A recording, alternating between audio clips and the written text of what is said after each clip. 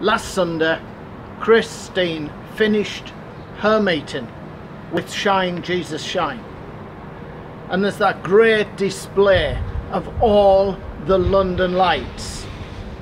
Many of them are off at the moment because most things are closed, but we see the lights on the top of Canary Wharf. There's a constant flashing light that just warns planes that, look, here I am, a big building. Then the top of the Shard has got the blue light at the moment in support of the NHS. Over the last 2 nights, from 1 o'clock through till 4 o'clock, Michelle and I have seen far too many lights, flashing blue lights, 2 call-outs to 2 fires.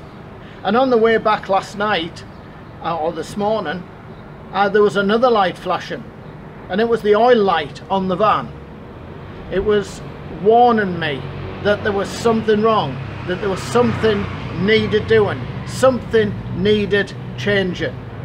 I discovered when I googled it this morning, having checked the oil and talked to some of the others, that it's actually the service light, that it's time for this van to stop, to be looked at, to be checked over, to be rectified of any problems.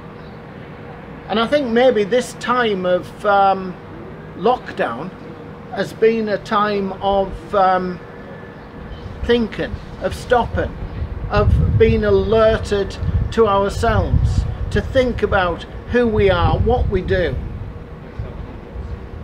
It's reminded me this week, we've been talking about the apostles in Acts.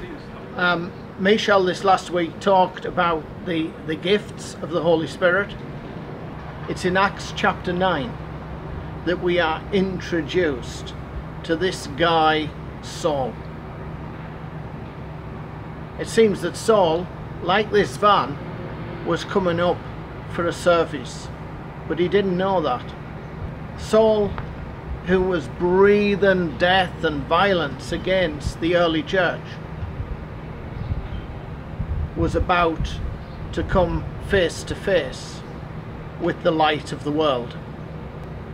He's travelling to Damascus, and as he's coming to the outskirts of Damascus, a bright light blinds him, literally blinds him.